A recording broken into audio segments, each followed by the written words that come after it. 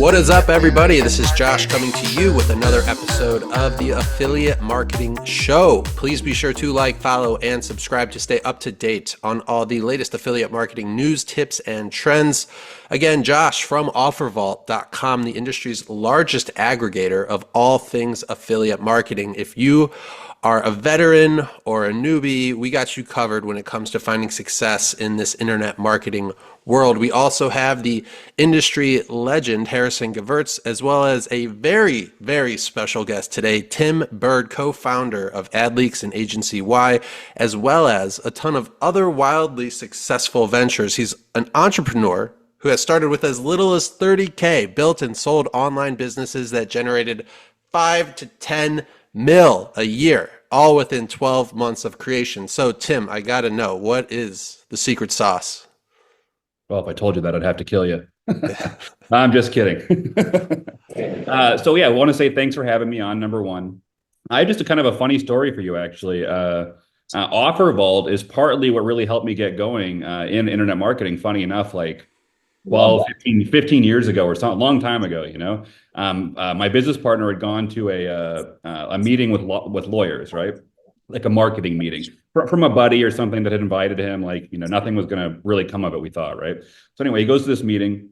And long story short, they're a social security disability firm, SSDI. They're talking about marketing and how they're going to generate leads for blah, blah, blah. And he's like, you guys are doing it all wrong. You should be doing Facebook ads. We could get your cost per acquisition way down from TV costs, and they're like, okay, let's give it a test. So he walks out of the room, calls me, and he says, Tim, I got him ready. They're going to do a test with us. What do we charge them per lead? And I'm like, I have no clue. I'm like, let me go check OfferVault. So I go on OfferVault. I type in Social Security Disability. I see the leads are, I think it was like $15 or something like that. So I'm like, charge them 25 or 30, something like that, So that was literally the basis on one of the first businesses I started, which is kind of funny. And it worked great. That's amazing. Yeah. That's awesome. I mean, it's been around for a long time. I used it as an affiliate. Like, people say, hey, I'll use a legacy name. Like, I'm promoting True.com. And I'll be like, oh, that's cool. And then, I'm getting paid $4.50 a lead. I'm getting paid $4.75. Oh, I'm getting $5. Go search, True.com. Okay, this, Zoogle's got the best payout or whatever. Mm-hmm. And, it's kind of cool that we purchased it a few years ago and stuff. It's kind of like absolutely. Yeah, it's a great resource for people. We like to say it's like a UNESCO heritage site. So we bought it and then we updated the site a bit and, tried to put some time into it. I love OfferVault. Like, if you're an affiliate, you've used it at one point or another. So that's really cool. And I've known you for like ever too, Tim, like at least a decade. Since we met, I think when I was like 23 and I had my medical marijuana store in LA. And I think you were like 17 or something. Dude, I couldn't go inside, but my friends went inside and you gave me a bunch of free stuff. My friends David and Jordan, long time. I was going to say, there's definitely a story behind that, Tim. Care to share? So I had a medical marijuana dispensary actually with a couple other people. And what year was this, by the way? What year was this, by the way? Oh, this was I was like 23, so I'm 38 now. 15 years ago. So I was like 17. All right, so like 2017. I remember that 2009-ish. All right, so you opened a medical. This was medicinal at the time. Medical marijuana. It was medicinal at the time. You had to have a doctor's license and all that, to go in the store. But it was funny. Basically, I think I had at the time I had my affiliate program going. I was mostly doing like dating traffic, stuff like that. And then I remember I was living in LA though, and I remember going to different weed stores because I do smoke a little bit. And they were all terrible. It was like going to a currency exchange or something, and there's like bulletproof glass and like, they hand you your weed in like a little baggie or something. I'm like, come on, guys, we can do this better, So I put quite a bit of money into the medical marijuana store, made it like really luxury. Then we would have like basically like the more doctors, lawyers, celebrities, that like the high end people that smoke weed. That was kind of our the clientele we were going for, and it was pretty cool. Unfortunately, though, zoning laws in LA changed when we were about 2 years in. And they said you had to be like 1,000 feet away from a church, a school, a hospital, and all these other things. And we were good on all of them, except there was a residential building within 1,000 feet. So they basically made us, I remember getting a letter in the mail and they're like, you have 30 days to close down, or you're going to face $10,000 a day in fines and jail time. And I was like, I'd be willing to risk the fines because we were profitable and it would have made sense, but not the jail time. So I'm like, okay, we're done. It's crazy how much that industry has like evolved. Right? Yeah. Back then it was like, kind of it was like Wild Wild West a little bit. Like you'd buy edibles and it'd be like made in like someone's kitchen. Like it'd be like a Ziploc bag with like a sticker. Now it's like ran by adults now. It's kind of cool. Yeah. No, the industry's changed a lot, and I'm not in it anymore, but it's changed a lot and gotten a lot better, I'd say. Yeah, definitely. So Tim, what's your focus like these days? Yeah, go ahead. I was just gonna go like I'm gonna be the host. Fuck you. All right. I love you, Josh. So we have a couple businesses at the moment. I have a couple businesses at the moment. I used to do masterminds and stuff like that. Don't do that anymore. So now I basically have two main focuses. One of them is a mass tort business. So we do, we have about, I'd say 30 people in the office, something like that right now in Irvine in California here, doing mass tort. And we generate the traffic. We have a couple of trusted affiliates as well, of course, but we generate the traffic. Then we have it go to our call center here in California.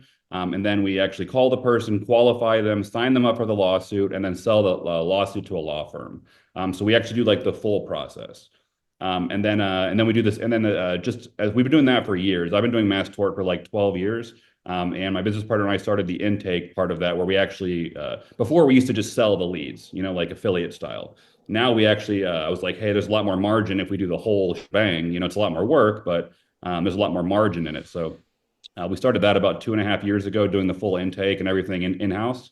And then about just 6 weeks ago, actually, we started a debt business doing debt settlement and debt consolidation.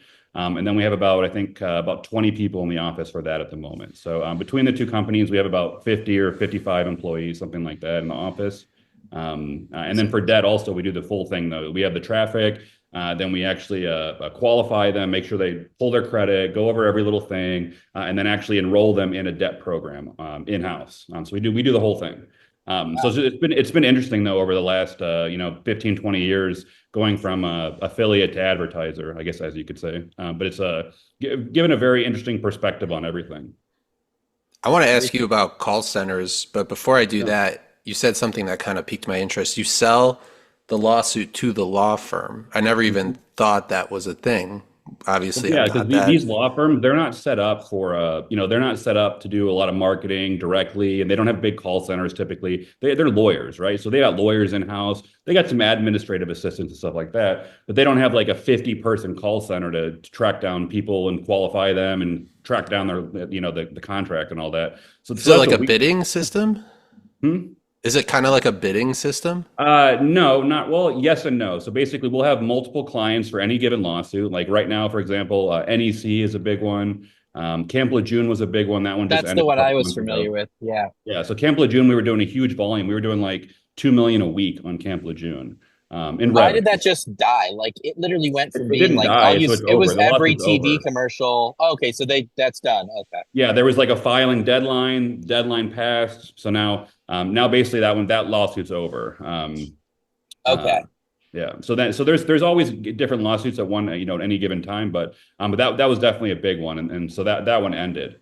And then compared to the mass tort and the debt, like which one do you find to be more profitable, or if there's affiliates? Tort, I'd say is more profitable. But that being said, you deal with budget issues. You have to get budget. Like if you don't have budget, you got no buyer, you can't sell anything.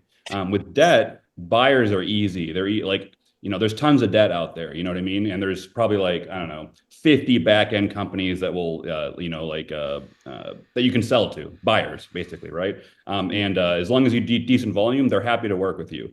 On the flip side, mass tort, they only have limited budget. They can only give it to limited people. And once that budget's done, they ain't got nothing else, because these law firms, they're putting in, 6 to 7 figures a month in investment, and they have to wait to buy the cases from you. Yep, and they got to wait like 5 to 10 years to get paid.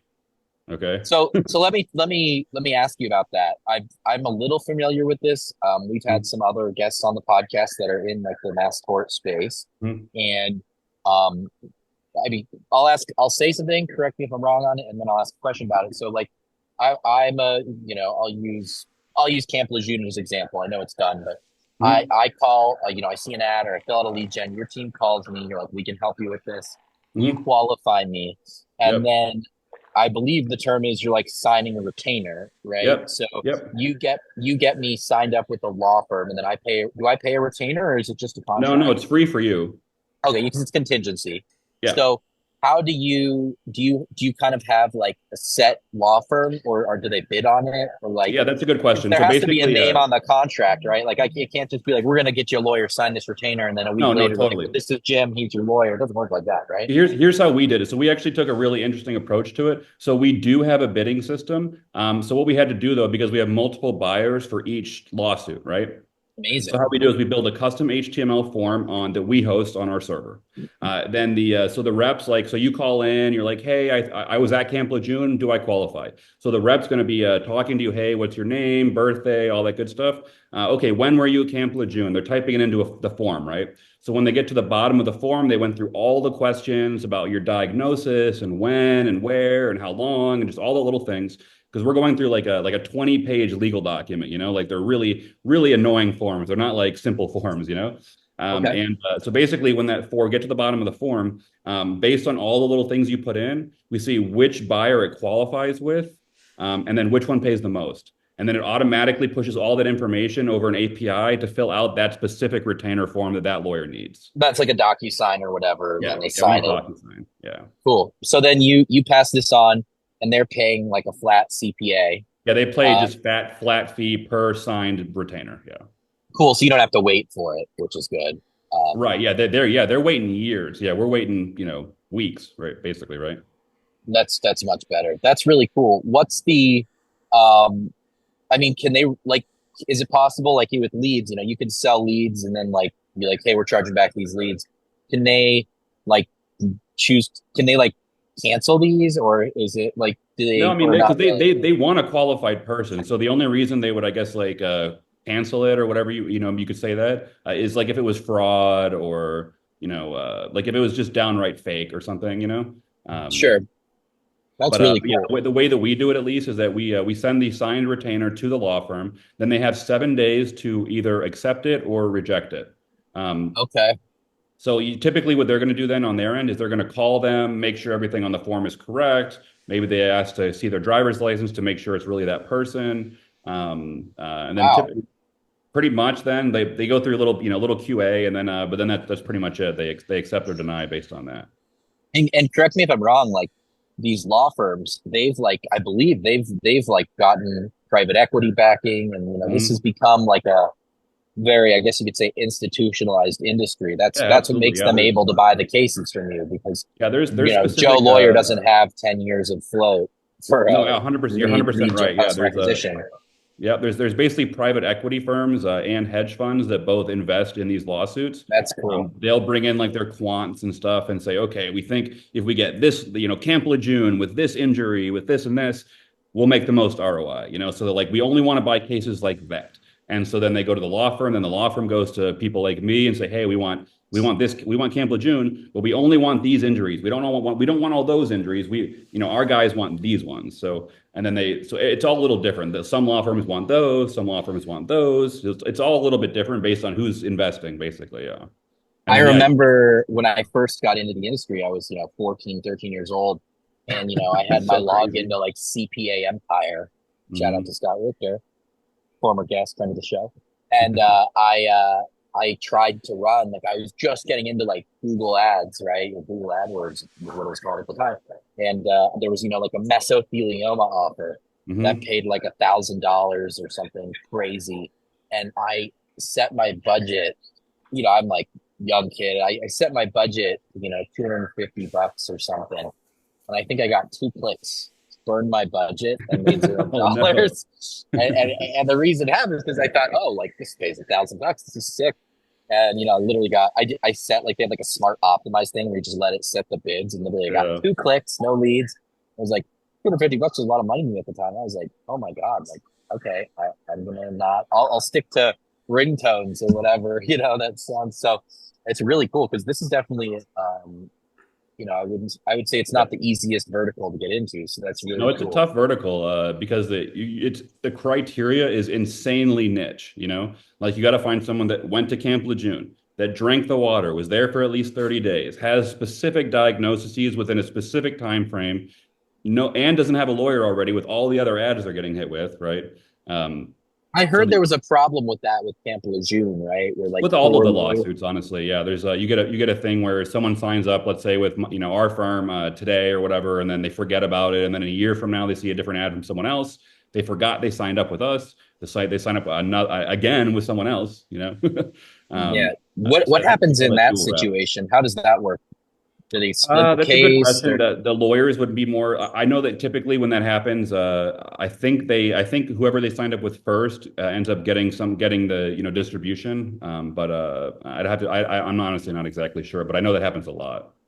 Have you thought about like partnering with a law firm to experience the long-term value, or is it just such a long time? Yeah, I mean, right now what we're looking for. No, absolutely. Yeah, right now what we're looking for is to partner directly with a hedge fund or private equity.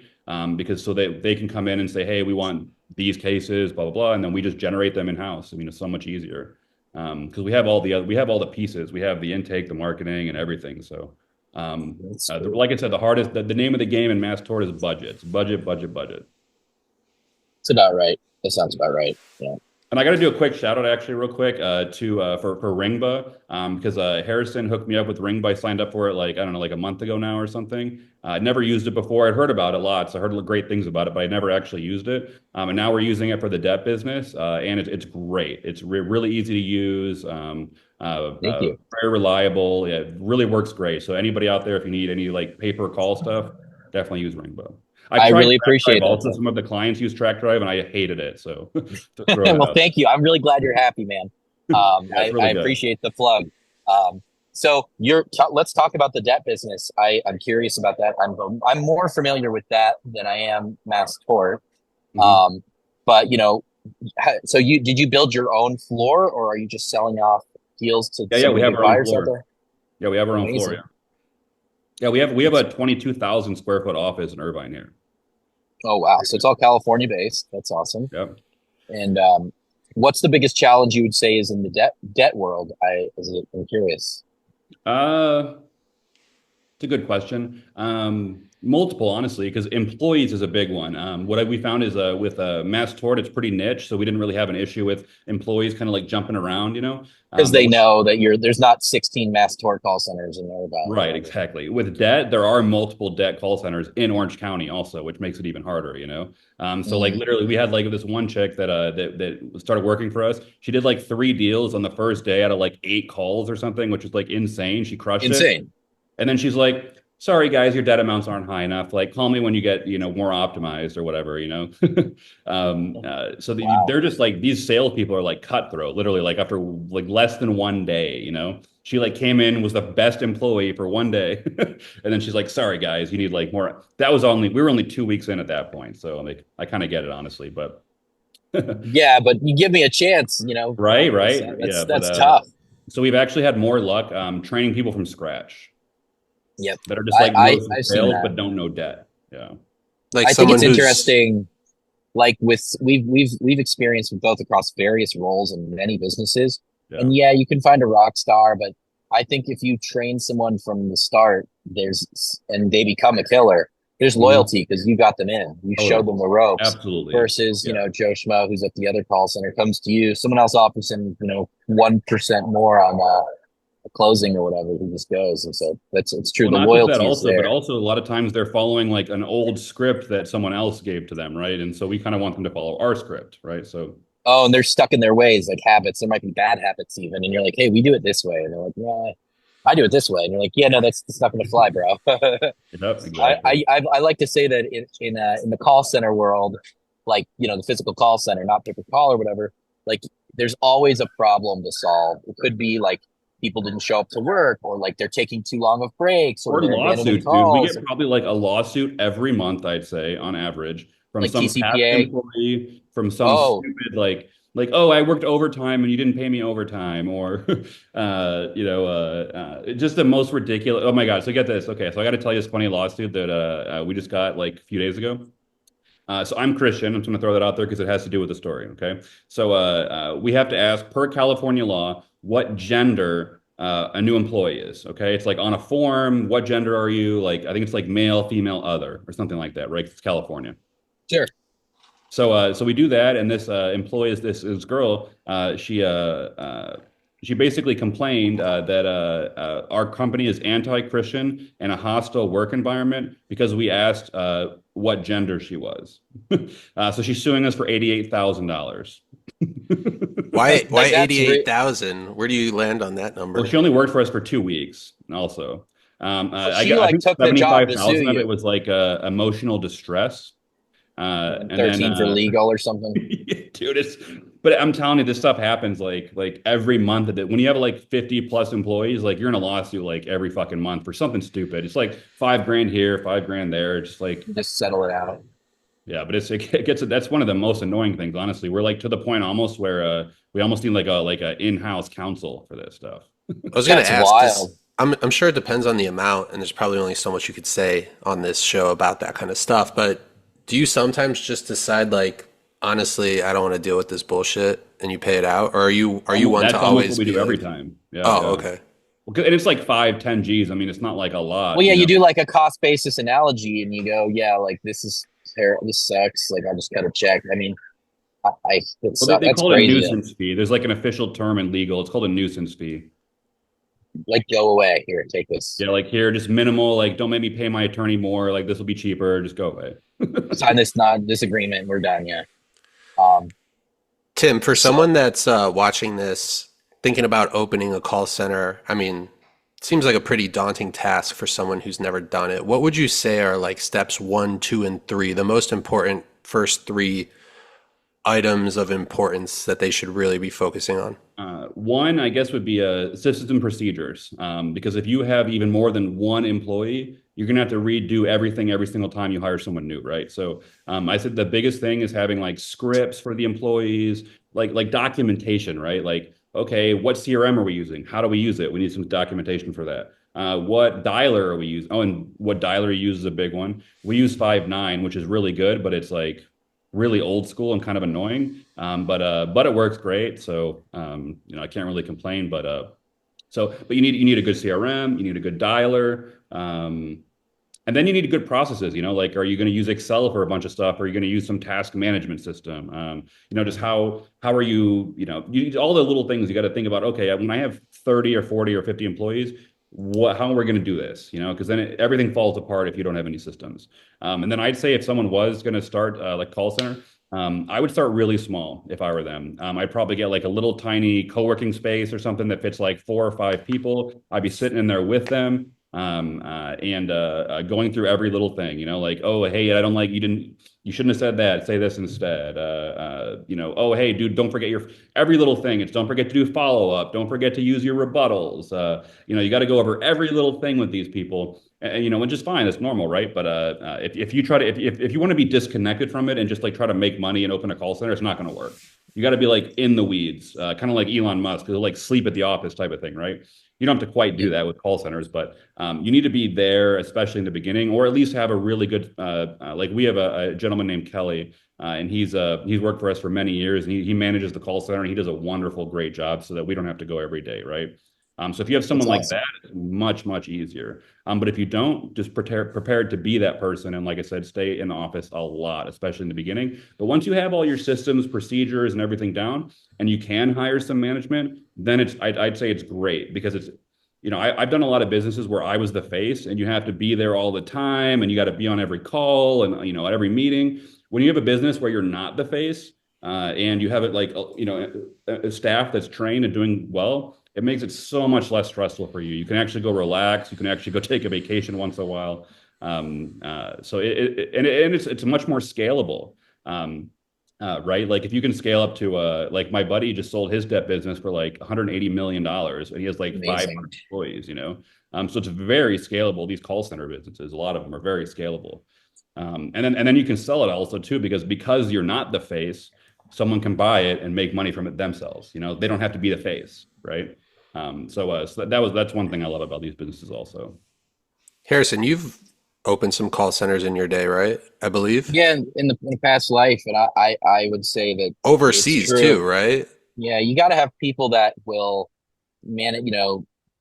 You have to have a team that can handle everything. It's the term operations can't be Yeah. emphasized enough in a call center. And I used to say that I had like a right hand, a left hand, 2 feet, like different people that kind of held up the business. Like it's you know, it's really an interesting business because it's humans or your product or commodity. Obviously, you're taking intakes for mass tort, or you're onboarding people for debt stuff or whatever. But without those humans, you don't really have a business. And it's so many moving parts that if you're just coming in one guy to run this biz, you're going to get trampled. I mean, you got to have workforce management people doing scheduling adherence. You got to have leadership. You got to have low level salespeople that are first day on the job. Recruiting too. Yeah, you got to have recruiting and HR. It's a huge jump from just being an affiliate, I would say. But I think call centers are a lot of fun, and I'm sure when it's like rush hour, and I don't know what like the top hour for a debt call center is, but when you walk in the middle of that floor and you hear the noise, it's like pandemonium in a profitable way. Like, I don't know how to put it, but like when you go in, let's say you have 40 agents on the phone at one time, all 40 people are on the phone, and like that noise, like there's only one word I could use to describe it, and it's like money. Like you know that feeling. It's fucking awesome. You walk in a call center, it's just pumping, dude. It's just juicing, and you're like, It's kind of like when you see those Wolf of Wall Street movies. That's what, dude. That's just what I was thinking. Yeah. But they don't throw very midgets in call centers, but there's little people. Pardon me. Beat that out. Yeah, all right, Mr. Thomas, I've got a great deal for you. I want to run by you real quick. And it's like I remember it's like they're selling stock in some company. It's like based in like a dumpster or like a storage unit. Like $280 million market cap. That's most of Wall Street's great. Tim, as you mentioned to me before the show, a lot of people that watch this are affiliates, right, and publishers. So, kind of just taking everything we already talked about, like, what do you feel like affiliates need to know or understand when it comes to working with offers like this or working in verticals like this in terms of, quality versus payout and caps and things like that? That's a great question. One ththing that I struggled to understand when I was an affiliate, and now that I understand very well, is quality of a lead. A lot of people, a lot of affiliates think, hey, well, if I'm a little more aggressive with the creative, I can get my CPA down, right, my CPL down, and that's great. Let's say you bring your cost per lead from $50 down to 40 or something, right, or 30 even. The problem, though, sometimes when you do that is it can affect quality on the back end in a big way. I'll give you one example. So I was doing solar maybe 5 or 6 years ago, something like that, doing lead gen for solar. And using a picture of that, the creative was, the text was pretty normal, but the actual image of the ad was like just a regular size kind of average middle class house with like solar panels on top, right? That was the creative, and we were sitting at like I think it was like 20% lead to appointment ratio. Okay, so good quality. Out of you get 5 leads, one of them will book an appointment. That was pretty good. Okay, now. All I did was change the picture from a regular, like average house with solar panels to a small house with solar panels. Okay, just that's it. Everything else was the same. It's targeting, everything else is the same. Landing page, everything's the same, except for that. That alone dropped us in half. The quality dropped in half. Okay, to 10% lead to appointment ratio just from that picture. Okay, I'll give you another example on mass tort. Sometimes, same thing. If you get like a little too aggressive with the creative, or you have, for example, someone holding a check in the image, and all the text is to do with mass tort and everything, but the check is like, or the image is like someone holding a check. We would get tons of people just filling the form out because they want a check and they don't have anything to do with the lawsuit. So it's really wild how much just the image even can change the actual quality. Like our cost, like like I remember we did with like the image of a check or something for Camp Lejeune, and our lead cost per lead was like I think $90 or $100 around there per lead before the check. After the check, it was like $50. It cut the CPL in half. So here I'm like running like scaling up volume and stuff, thinking like, hey, yeah, we're gonna get some great cost per case, because we got the lead in half, and then boom, we spent like 50 G's. I think we got one case, okay, and we should have got like 40 or something, Oh shit. Okay. Yeah, it tanked, dude. It tanked. Like it was terrible. Okay. And everything was the same. Landing, everything else was the same, So I'm like, and it's same thing with debt, actually. Same thing with debt. We did a creative, and it was like it just said like, do you have over 10,000 in debt? But we didn't mention credit card debt. So then we had people filling it out that just had like tons of, like, maybe they owned a house or something, right? Which doesn't like a mortgage does not count at all. Yeah. So it ruined the quality, count. So you got to really think about that, and then you don't think it really matters, but trust me, like, so how it works is you're, as an affiliate, you have an affiliate ID with any network you work with, right? Or even direct, you always have an affiliate ID. You send that lead into the network, they're sending it to the advertiser, okay? That advertiser is doing exactly what I do, and they're looking at reports daily or maybe weekly or monthly with each source and the ROI, okay? And if that ROI goes negative, you're getting cut off. All right. You're getting cut or scrubbed or lowered payout or all of the above. Exactly. So you can take shortcuts and try to cut your lead quality or your lead cost down, which you should, but just always keep like, could this affect quality negatively? You gotta look at that, because otherwise you could get cut off, lose your buyer, and you got to start from square one. Then you got nothing. That you're spinning plates, as I like to say, and I think we can't emphasize that enough against like literally any vertical in the industry. And even it happens to you on accident, even when you're not trying to be aggressive. You know what I mean? So that's why it's happened to me on almost every business now that I think about it, right? So I when I was like really actively buying media and stuff, something that I would do is, like, I'll just use, let's say I'm running some Facebook traffic and some Google traffic and some Bing traffic, whatever. I would ask if it's a network, I would ask them for 3 accounts, or ask if they're passing sub IDs, not affiliate IDs, but also sub IDs to the advertiser, because I, first of all, don't want my Google traffic that's excellent to be harmed by, let's say, the Bing traffic, which is technically considered lower quality in the eyes of the advertiser. Nothing that I did maliciously. It's just the name of the game.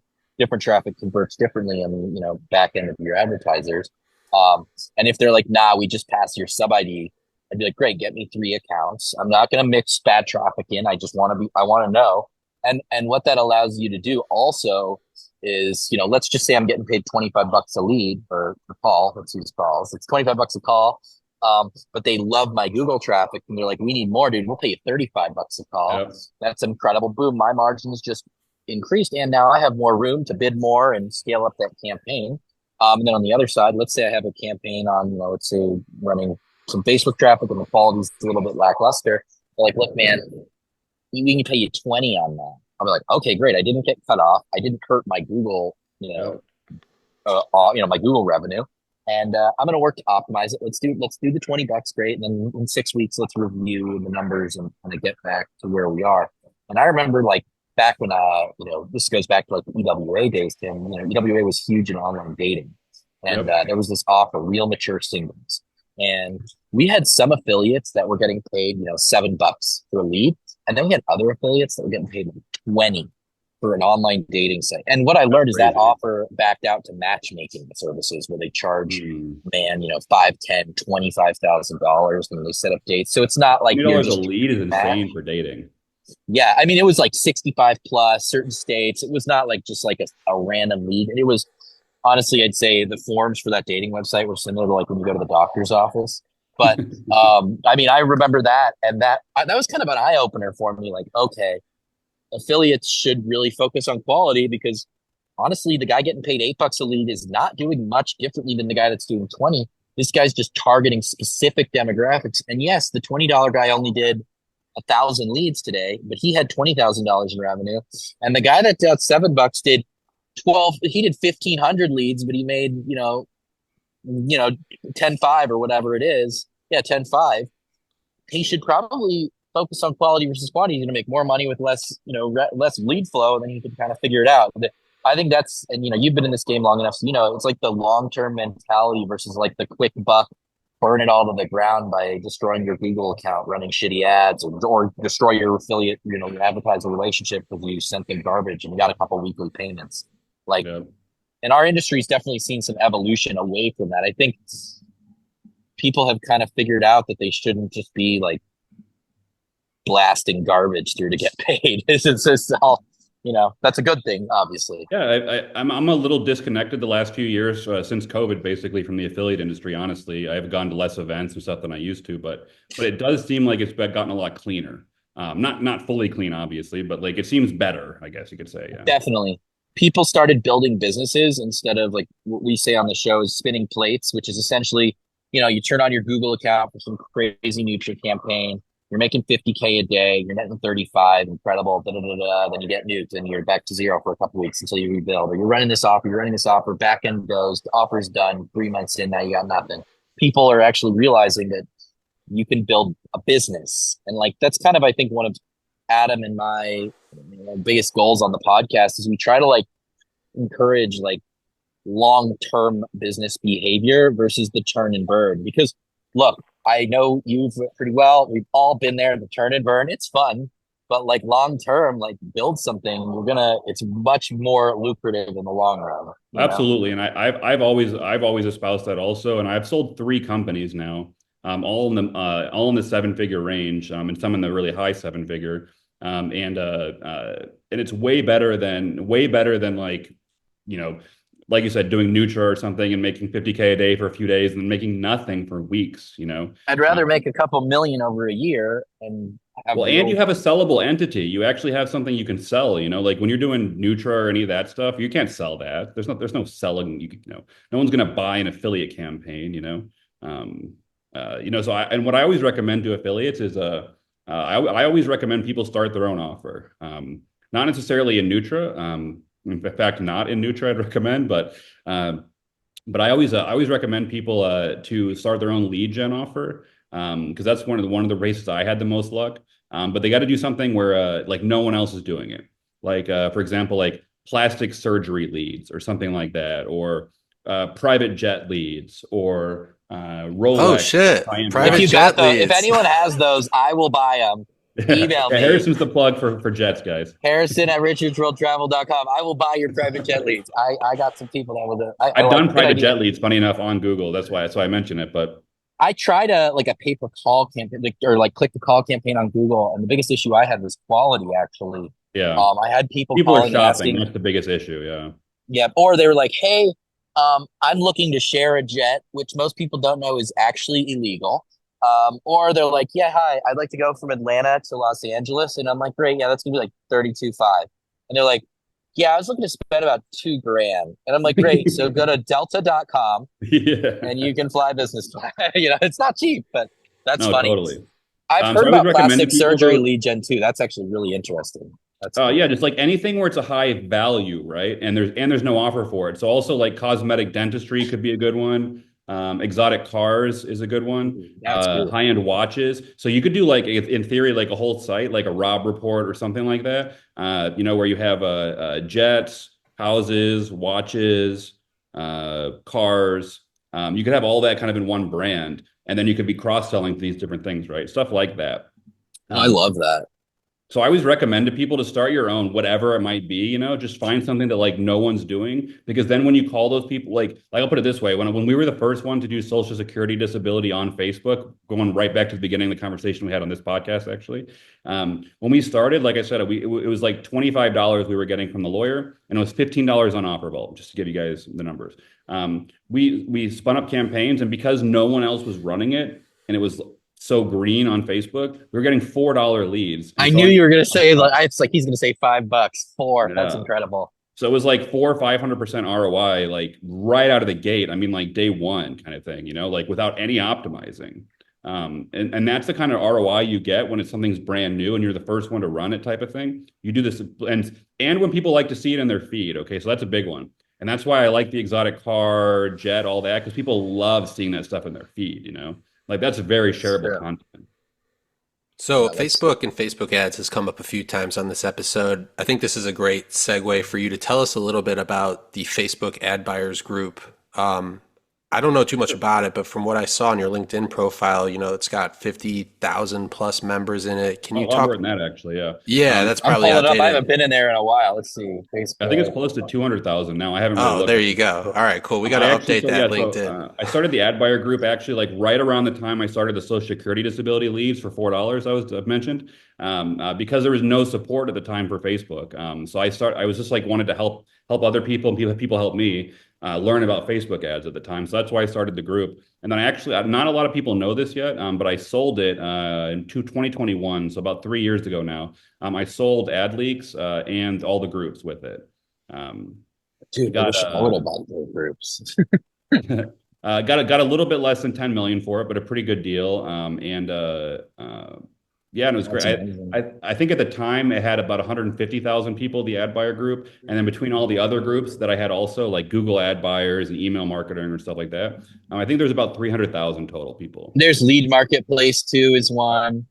Yeah, Lead Marketplace. Yeah, we had the influencer marketing group. I mean, there was probably 10 different groups or something like that. But when you have a group with 200,000 members, what do you typically see in terms of the engagement?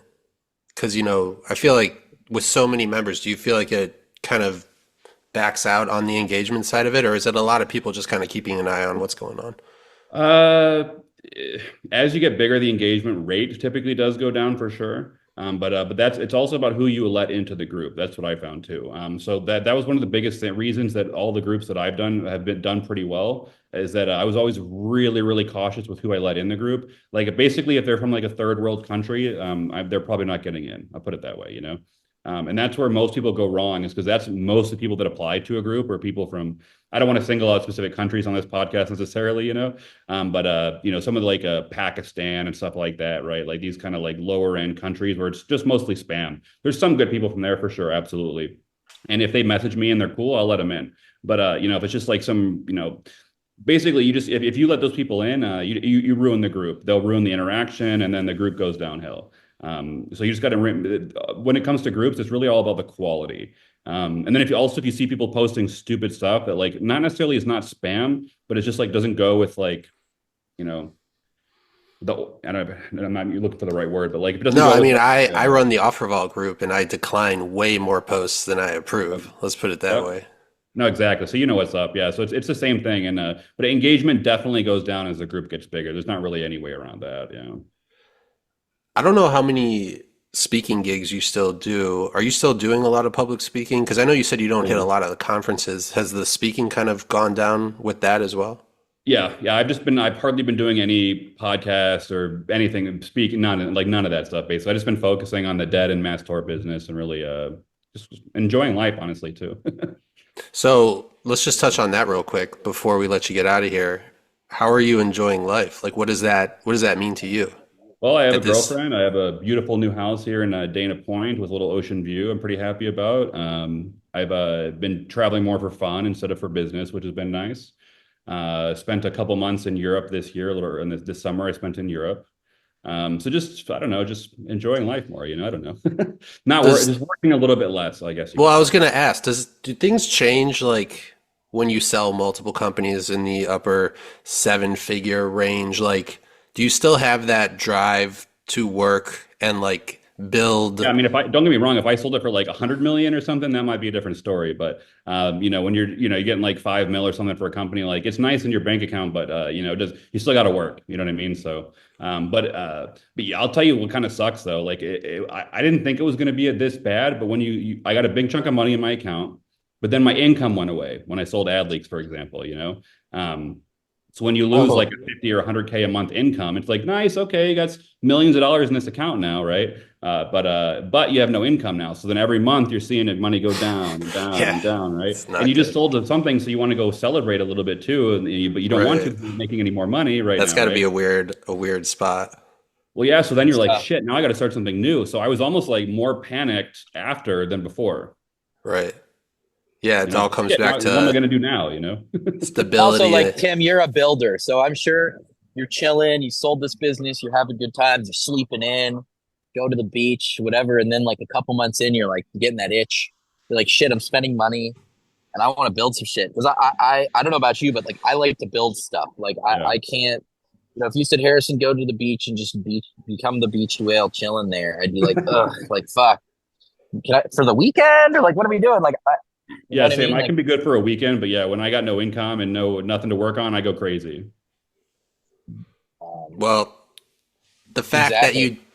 that you no longer do many speaking gigs or podcasts only makes this appearance that much more special, Tim. I just want to Absolutely. say thanks for joining the Affiliate Marketing Show for myself, Josh from OfferVault, the industry legend Harrison Gevirtz, as well as our very, very special guest, Tim Burd. Let's make that paper. Let's make that dough. This was the Affiliate Marketing Show. We will see you next time.